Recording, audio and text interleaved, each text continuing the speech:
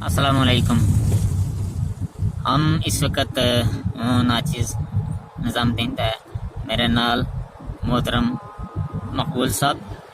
हम आज एक सफ़र कर रहे हैं और तकरीबन जो एक तारीखी सफ़र मारो बन गया है। हमने इसको आगाज़ आज सवेरे कोई तकरीबन 11 बजे श्रीनगर तो किए थे, इसलिए रात का 9:30 बजे तकरीबन हम जरा बुद्धल रजौरी बुद्धल क्रॉस कर रहे हैं।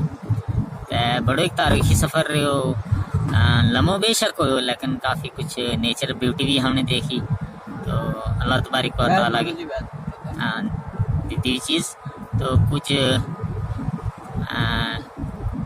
थारा खिदमत मार्ज शेर कलाम मियाँ मोहम्मद बख्श रहमतुल्लाह।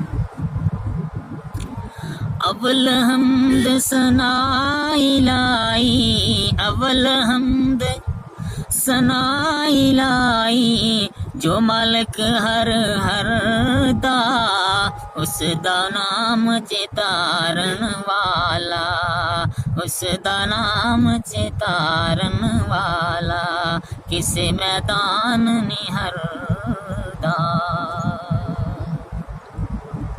ते माली दा कम पानी देना, माली दा कम पानी देना, पर मशिकां पावे, मालिक दा कम फल फुल लाना, ओ लावे या ना लावे, मालिक दा कम फल फुल लाना, ओ लावे या ना लावे। ते आप मकानू खाली उस थी, आप मकानू खाली उस थी, कोई मकान न खाली, हर वेले हर चीज मोहम्मद, हर वेले हर चीज मोहम्मद, रखदा नेत संभाली।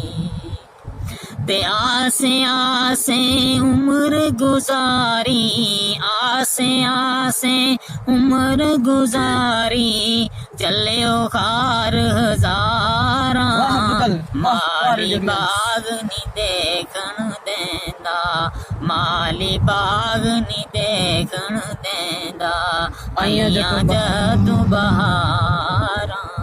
अभी बुतल की बाहर दूर ही देख ली है, 3 किलोमीटर लगेगा।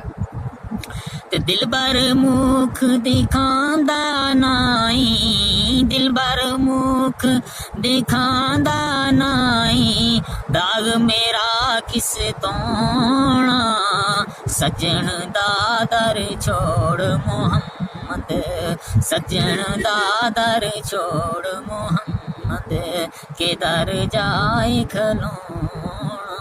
कट करो शार्ट, इसने उन गोजरी लगती है।